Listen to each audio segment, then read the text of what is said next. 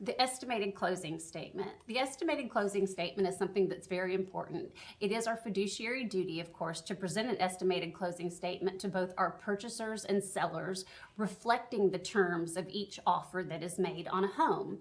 It's very important that we understand each cost so that we can explain these to either our purchaser or seller. The whole point of an estimated closing statement is to let a purchaser and seller know that there are other costs associated with purchasing a home than just the price of the home. First of all, I want to tell you to please check with your brokers for any additional forms that your brokerage may require when you are putting together an estimated closing statement. Every company is a little bit different, and your broker may have a special way that they want you to handle this. Also, please continue your education. One class will definitely not make you an expert, especially when it comes to the estimated closing statement. We are very, very lucky in that our Huntsville Area Association of Realtors has an amazing form that sort of auto-populates a lot of our numbers for us. So when we go into Paragon and we initially find this form, this is what you're going to be looking at first. So this form auto-populates for us, which means it's an Excel spreadsheet that has had pre-programmed formulas already set in with them. So the great news is that we don't have to call around to all these different places to get an estimate of what our kind of market prices are. Really what we do is we go in and plug in the terms of the contract, and these numbers are sort of calculated for us, which is really nice. Now, when you first pull up this form, this estimated closing statement, we're looking at the top of the form that you can find on Paragon. Again, this is part of an Excel spreadsheet. What we need to do is in this first section, the very top section, is we need to make sure that we put in all the information that's required. So first of all, we put in either our purchaser or seller's name at the top, and also the address of the property that they are putting an offer on or that you're listing, either way. So the name and address, pretty self-explanatory. You really, really want to make sure that you get that zip code correct, because taxes are calculated based on the postal code. So we want to make sure that we get that right. Now you'll see at the top that there's two different boxes. You can check for a purchaser or a seller. If you want to just show purchaser cost, you can, or just show seller cost, you can do that.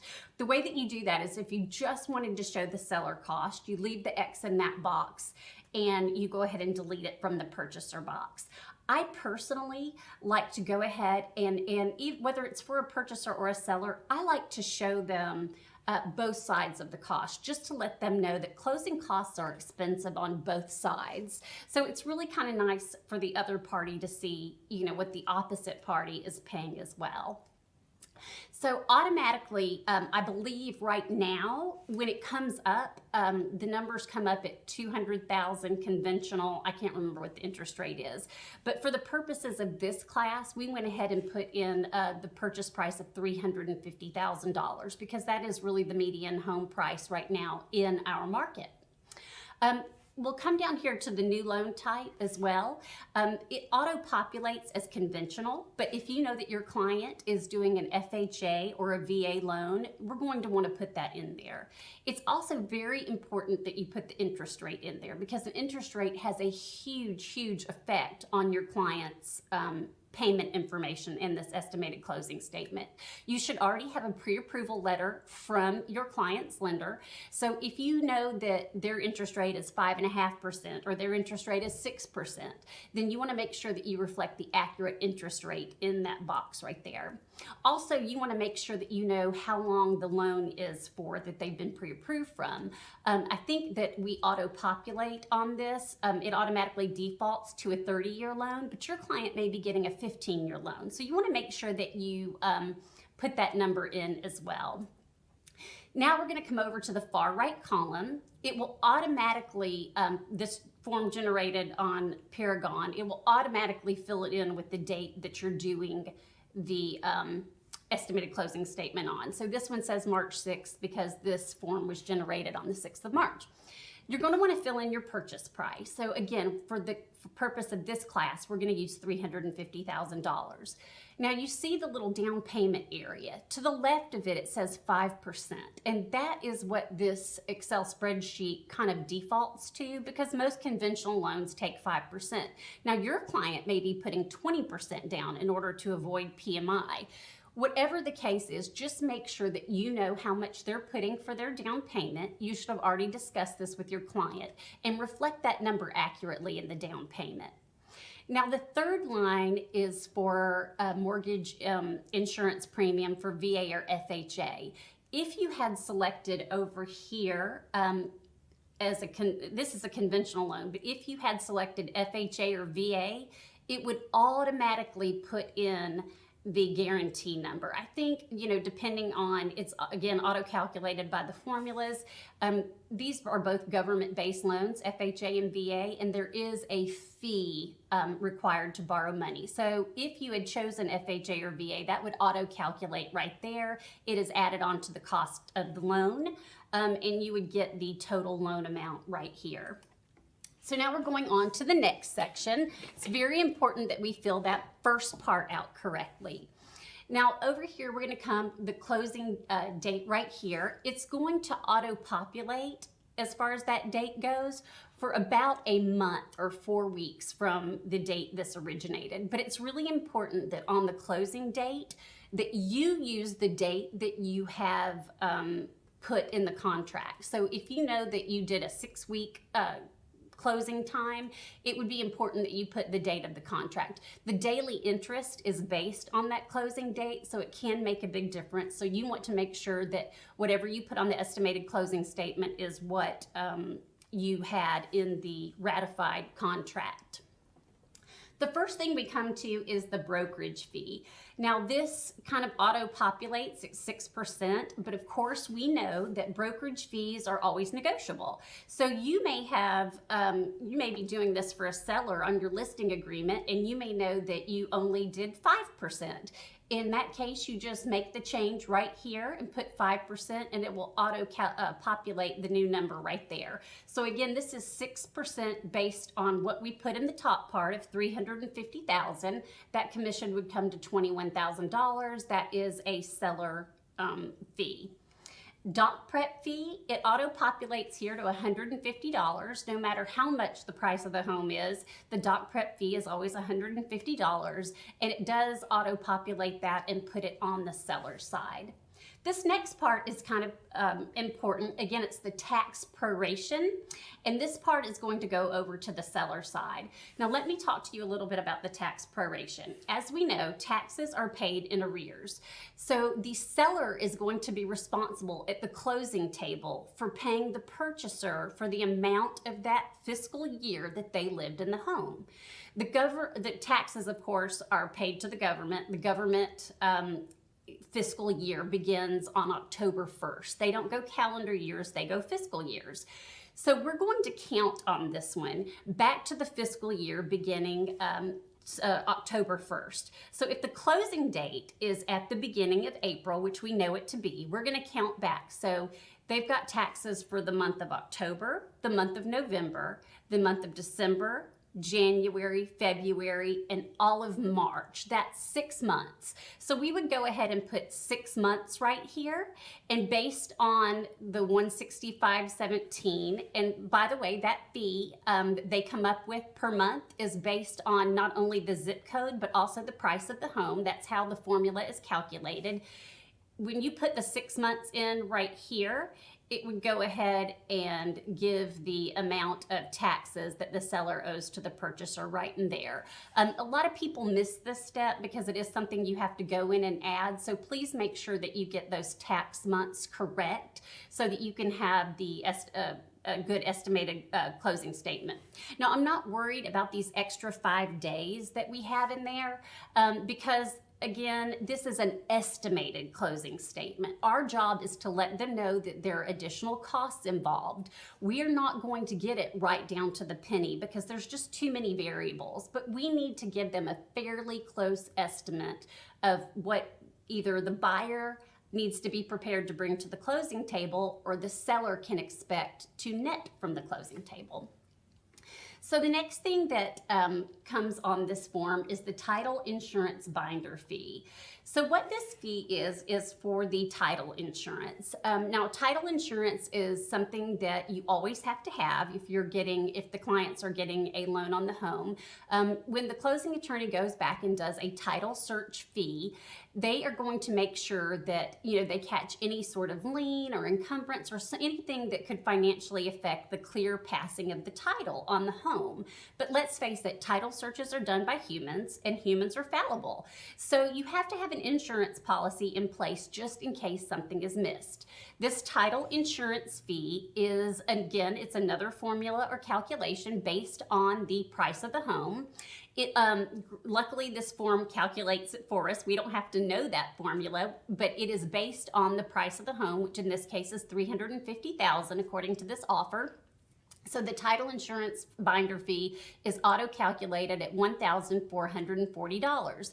This traditionally is split evenly, half to the buyer, half to the seller. So you see that is reflected right here. The total cost of the binder fee, $1,440. Half of that, $720, goes to the buyer. Half of it, $720, goes to the seller. And when we go over to the contract, you'll see where it states this is how it is traditionally to be split. The next thing that we come up to is the wood infestation report. A lot of people also call this the termite letter. Most loans require this. Sometimes conventional loans don't, although I always encourage my client to have one regardless. This auto-populates at $125. It is traditionally a buyer fee, and I do go ahead and leave that at $125. Sometimes you can get one for $85 or $100, but again, we are estimating, and I would rather estimate a little bit higher than lower. When we're talking about all the thousands of dollars that closing costs can come up to, it's okay to be a little off by $40 or $50. That's not a big deal. Again, we're just preparing them for the cost that they are probably going to be bringing to the closing table, or again, for the seller netting from the closing table.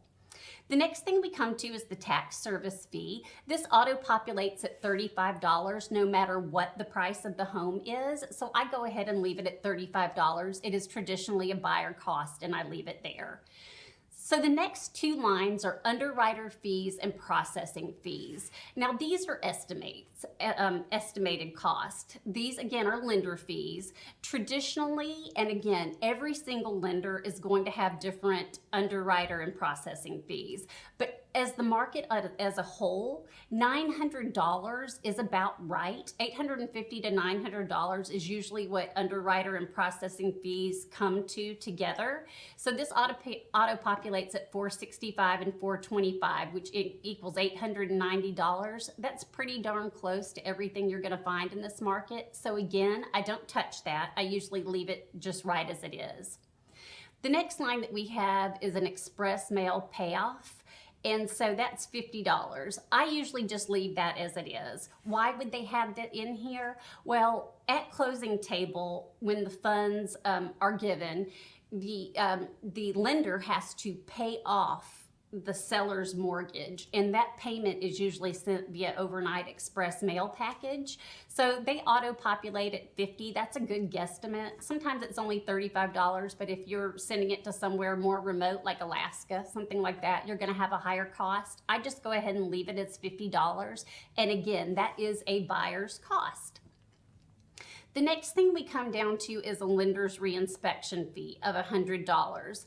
Just so you know what the lender's reinspection fee is, on VA loans and FHA loans, because these are government-backed loans, if the appraiser comes out and sees something that they consider to be a safety issue, something like loose handrails on stairs, rotten fascia boards, peeling paint around maybe the windows or the doors, something like that, they will require that these items be fixed. Not just, it's actually a requirement in order for the loan to fund. So these repairs are non-negotiable. Now, it doesn't matter who pays for them. It can be the purchaser or the seller, but they have to be done in order for the loan to fund. So if indeed the appraiser has already come out once, which is part of your appraisal fee, and they found one of these things, once it's repaired, that lender has to come out and do the appraisal again. And basically, it's not the whole appraisal, but they just have to make sure that those items have been repaired to satisfaction so the loans can fund. Every time that lender has to come back out to make sure a repair is done, they charge a $100 fee. Now, your lender's appraiser may never have to come back out there, or if they have to come out 4 times, that would be $400. Just be aware that that is something that could happen, and that's what that fee is there for. Now, the next thing is the appraisal fee. Right now, it's auto-populating at $450. I do think that appraisals have gone up a little bit in our current market just because appraisers are a little bit overwhelmed, but I go ahead and leave it at $450 because that really is a fair average for the market. And again, that is a buyer's fee that stays there. Now, the next 2 things that we're going to come across are the title search fee and the title examination or attorney's fees. These are both fees that are generated by the closing attorney. So these fees can vary. I will say that $225 is pretty much the market average. And that's just so they hire a company or within themselves, the closing attorney does the title search to see if there's any clouds on the title history. So that fee is pretty common. But the title examination or attorney's fees, I personally feel like this auto-populates a little high at $1,150.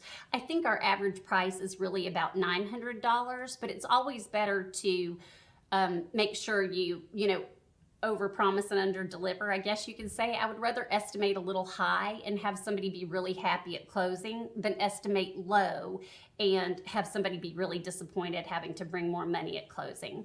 Now, I do want to add this right here.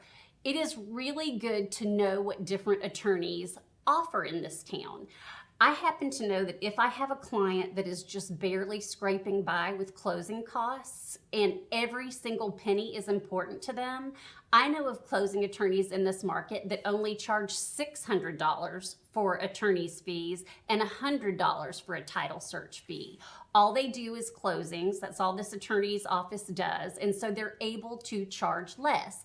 That would right there already save my client about $550. So it's really important to note that you can choose the closing attorney that you use. And especially if you're the one or your purchaser is paying all of the closing costs, then they get to choose that closing attorney. So just a little side note here, even though this auto-populates at $225 and $1150, if you know that the closing attorney your client is going to use charges less, you can always enter that in here to reflect a more accurate depiction of what your client's actually going to be paying. That is, attorneys are something that your client can shop for. They get to choose that if they're paying the closing costs. So that's just something to note right there. The next thing is the credit report. This auto-populates at $50, and that's pretty accurate, so I just go ahead and leave that there. Again, that is a buyer fee because it is the lender that's pulling their credit report. The lender's doc prep fee is $35. That's no matter what the cost of the home is. And that is, again, a buyer's fee. I just go ahead and leave that in on the buyer's side. The next thing is a survey. Again, this states right here that it may not be required by a lender, and it's $400. Just as a note, about 25 years ago, every single lender required a survey on a home. But these days, you really don't see that very often because so many of these subdivisions have already been, had plots done out. They're already recorded down at the courthouse. They've got very accurate lot lines. Traditionally, you're not going to find that probably 95% of your deals are not going to require an additional survey. Now, as a caveat, if you have a big property that is meets and bounds and you may be unsure of the lot lines, or even if you are worried that maybe a neighbor's fence is on the lot line, if there's any kind of lot line issue, then a survey may be required. But in general, surveys are traditionally not. So this $400 is generally something I go ahead and take out of the estimated closing statement. You'll just need to check with your client's lender to see if it's something that they require. The next thing that we get to is the flood certification fee. Even if the property is not located in a flood zone, the lender does have to pull a flood certification just to ensure that. So that $20 is something that comes up on the buyer side. And once again, I just go ahead and leave it there. The next thing is a bond or prepaid MIP. I don't see a lot of this. So this is not going to auto-populate. It's something you would need to check with the lender on. These are for certain types of loans, and because interest rates are still historically low, I don't really see this. It's probably not something you're going to utilize. The next thing we come to is the loan origination fee. Now, the loan origination fee is always going to be 1% of what the total loan fee is. So we're going to go back here. The loan amount after the down payment was $332,500. So right here, 1% of that, which is what a loan origination fee is, $3,325 would go right here.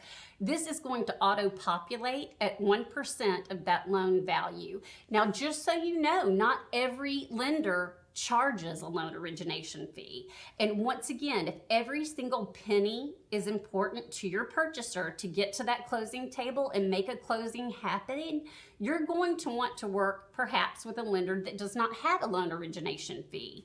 Now, of course, every lender makes money too. They're not in the business of lending money for free. Sometimes the trade-off on that loan origination fee could come at a slightly higher interest rate. And traditionally not a lot higher, just slightly higher. But just know that if that loan origination fee is perhaps something that stands in the way of your client being able to get to the closing table, not every lender has that. So it's just important for you to know that, because it is a pretty big fee, $3,325 that the purchaser would have to bring to the closing table. The next thing is deed mortgage recording fees. That auto-populates at $85. It doesn't matter how much the loan is for. It's not based on the price of the home. That's just what it costs after everybody signs that deed at the closing table. They have to take it down and record it at the courthouse so that it becomes public record, and that fee to record is $85. The next thing that we come to is estate tax stamps. This fee is auto-calculated again as part of the spreadsheet. It is based on the price of the home. So if the home was only $100,000, this number would be a lot less. If the home cost $700,000, this fee would be a little bit more. But just know that the great thing about this wonderful Excel spreadsheet that they provide to us is that it is going to auto-calculate it for us so that we don't have to. Now, the next thing we come to is a home warranty. Right now, because it's still kind of a seller's market, I'm not seeing a lot of these being negotiated. However, in times when it's a buyer's market, I see a lot of home warranties negotiated on used homes. So if the home warranty was negotiated in the terms of the contract, and let's say it was $800, we would come over here to the seller's side and put $800 on the seller's side. Because the purchaser would traditionally negotiate the seller to pay for that. That home warranty can be a great thing. It covers all the items inside the home that the homeowner's insurance policy does not cover. Things like appliances, stuff like that. So the power of attorney, traditionally this doesn't auto-populate because of course that's not something you have on every single deal. You really won't have them on a lot. Maybe every now and then somebody will be out of town or incapacitated in some way and need a family member to represent them as the power of attorney. If that would be the case, then it's usually about $100 or $150 for an attorney to write that fee up. I don't see this nearly as much as we used to, just because even if a purchaser or seller can't make it to closing, now we have these amazing mail away closings, and there's so many different ways around it. It's not a fee that I see, but every now and then you may have one. This closing protection letter, $25, it's kind of silly. This closing protection letter is basically a little insurance policy saying that once a purchaser wires their money to the attorney's office that is closing their loan, this $25 is their insurance money, that closing attorney is not going to steal the money and run off and take a vacation with it. Closing attorneys wouldn't be in business after that, so it doesn't happen. Apparently it happened somewhere along the line way back in the day, because now we have this $25 fee here. I just go ahead and leave it in there, but if a client asks, that's why it's there. It is the protection letter that just says, should the closing attorney steal all your money, that you will be reimbursed. It's just a letter. Anyways, homeowners association doc transfer fee. This could actually be a pretty sizable cost. And I just want to tell you a little bit about it. So HOA fees, a lot of different subdivisions and neighborhoods have HOA fees. Now, a lot of times these fees are only $450 a year, but there are some neighborhoods in town where these fees are $1,800 a year. First of all, they're prorated. So that means that the seller, if they're going to be there for 6 months out of the year, would pay for the half of the year that they lived there, and the new homeowner would pay for the other half. They'd basically be reimbursing the seller for the part of the year that's already been paid for, but the purchaser will now be there instead. Also, a lot of HOAs now are no longer run by people who live in the neighborhood, just because they've gotten to be harder and harder to manage. Now, sometimes neighborhoods will actually farm this out to a property management company. And in that case, sometimes there is a $250 transfer fee. So anytime a property changes hands, the HOA property management company will charge about $250 to ensure that the new owner gets all the covenants and restrictions, new keys to the pool, to the clubhouse, whatever else might be involved with that particular neighborhood's HOA. So it's just really important to go ahead and call and make sure that if it's going to be a pretty big fee, that your client's aware of that. So the last thing on this particular section is that it's the seller contribution and buyer credit towards the settlement charges. So if you were able to negotiate closing costs within your offer, this is where that would go. So let's say that you were able to negotiate $5,000 in closing costs. That $5,000 would show up as a debit to the seller side because they're paying $5,000 for the closing costs, and it would come as a debit on the buyer side. So you would put that in parentheses, which would be a debit on the buyer side, thereby reducing the cost that they have to pay at closing by $5,000. That again, that line doesn't auto-populate because of course it depends on what you were able to negotiate within your specific offer. So these are the true estimated closing costs, and now we're going to get to prepaids and escrows. So the estimated prepaid items. So prepaid items are items that your purchaser is going to have to pay upfront at the closing table in order to close. Now, one of the things that they're going to have to pay is 1 year of hazard insurance or homeowners insurance upfront. This one populated at $1,838. It's based on the price of the home. So this was a $350,000 home going back to the original offer. So it populates at $1,838. I personally feel like this one auto-populates a little bit high. And the good thing to know here is that your client is the one who gets to pick their homeowner's insurance. So when they go to purchase a home, they're going to call around to, I ask my clients to call at least three different insurance companies because they're going to give, 3 different estimates. I think that for a $350,000 home, you could probably get a really great policy for about $1,400. That affects not only the amount that they have to bring to the closing table because they have to pay one whole year up front, but of course it also affects their monthly payment because a monthly payment is constituted by the principal and interest, the taxes, and the monthly prorated hazard insurance fee. So anyways, that's something that the client can shop around for, and it's just important that you let them know, hey, it auto-populates, it estimates a little bit high, but that's something you can shop for if bringing that number down is really important to you. So the other thing that we get to, if there was flood insurance, you would need to put that annual flood insurance number right there too. Again, the lender is going to be able to run the address and tell you immediately if the property your client is purchasing is in a flood zone. Not only that, if the property your client is purchasing is in a flood zone, that should also be disclosed on the listing. So you should know that up front. If there was flood insurance, that would go right there. Interest. Interest, again, is depicted and determined by the day of the month that you close. So as we go back here, let's see right here, we see that the closing date on here is the 5th of April. So because it's closing on the 5th of April and because there's 30 days in the month of April, that means you have to pay interest on the additional 25 days. That's why a lot of people like to close at the end of the month, just because if you're closing on the 30th day of the month, that's only, depending on the month, 0 days of interest or 1 day of interest if they have 35 days. So the calculation of $44.88, just so you know how that number is determined, it's determined by the amount of the loan and also the interest rate. That is how they determine what the daily interest is. So you can see right here, because they're closing at the beginning of the month, that's an extra $1,122.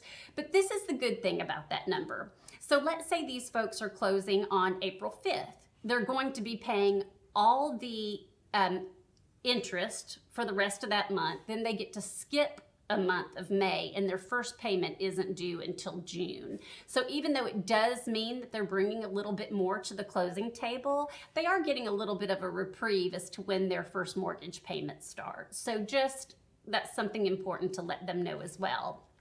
So the estimated prepaids are again totaled right here.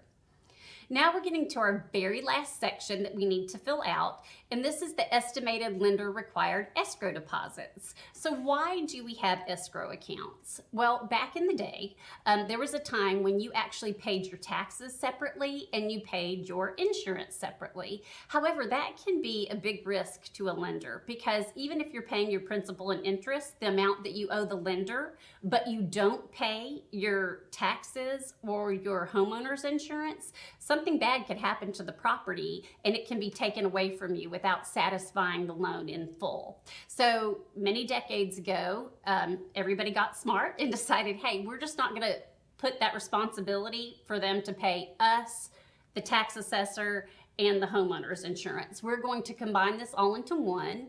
We're going to spread it out into a monthly payment. And now every year the lender collects the money all year long, per your monthly payment, and then they pay the taxes and they pay the homeowner's insurance. Just makes it easier for everybody involved, much less risky for the lender.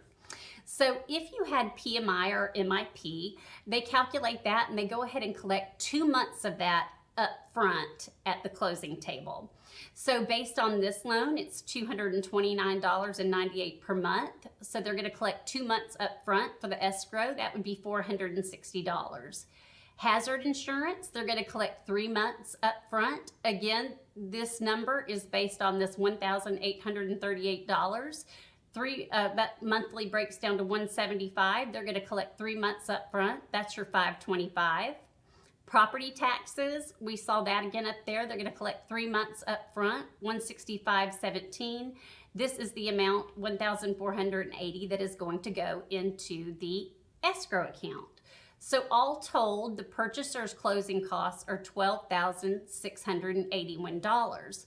So even though the seller did not have nearly as many costs on their side, you can see that their amount of closing costs are significantly higher, $21,870. That's why I really like to leave both the purchaser and the seller's closing costs on here, just so everybody can see that, hey, the cost of buying a home and the cost of selling a home is not cheap. Everybody has to pay. So I'm just going to go back up real quick to let you see those numbers again. As you can see on this first side, truly the seller does not have that many costs on here. Now, of course, we can't, because this is not a fluid sheet, I can't add the number of taxes they have on there. Sorry about that. That would go right here. And if there was any contribution towards the purchaser's closing costs, that would also go right here. But even though they only have a few items on their side and the buyer has all these items, they're still paying a significant amount in closing costs. So that just can be kind of important to note. So now we're going to come down to the very bottom section of this estimated closing costs. In keeping with the form where the purchaser's costs are on the left side and the seller's costs are on the right side, we're going to take a look at both sides of this. So here's the purchaser's estimated closing statement. And once again, it really is just going to go over the terms of the offer that we've written. So the sales price for the home was $350,000. The closing and prepaid items, those were all the items that we just went over in the left-hand column. Those came to $12,681. So the total cost of acquiring this home is $362,681. Because again, the whole purpose of an estimated closing statement is to let them know that there are more costs involved in purchasing a home than just this $350,000 price of the home. So less the amount financed, that means minus the down payment, was $332,500. So the total cash due at closing is $30,181. This is a combination of the closing costs of $12,681 and the down payment on the home. Now they are going to get credit for the earnest money, $3,500, and I need to go back and show you where that goes to. That earnest money right here is $3,500. Now I'll tell you that this form auto calculates this at 1% of the purchase price, but you may have negotiated a different number. So make sure you do get that earnest money correct and per the specifications of your offer when you get it in there. So coming back down here, we have the estimated due at closing, $26,681. So furthermore, it's not only going to tell them what it's going to take to get them to the closing table, it's also going to tell them their monthly payment. So the principal and interest for this loan, which the loan amounts $332,500 times the interest rate, which we put up there of 5%, the monthly principal and interest is $1,784.93. Our monthly hazard insurance is $175. The taxes are $165.17. The MIP PMI funding fee, $229.98 per month. So the total monthly payment is $2,355.08. So this is so important to let a prospective purchaser know, one, how much money they're going to have to bring to the closing table, and two, what their monthly payment's going to be. You can see why it's so important to make sure that purchaser has the accurate numbers, because they need to know, hey, can I afford to make it to the closing table? And can I afford to make this monthly payment? Just because somebody qualifies for $350,000 does not mean that they're comfortable making that payment. So this form is very important to let them know what their costs are going to be. Now we come over to the seller's estimated side. Contract sales price, $350,000. Closing and prepaid items, $21,870. Their estimated gross would be $328,130.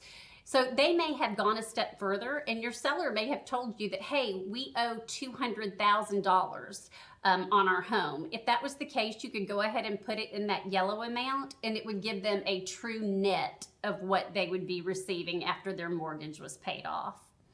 So once again, after this happens, you put the brokerage name. Again, this is the company that you work with. Licensee name, this is your name right here. And then you have the purchaser or seller sign right here. And that is the estimated closing statement.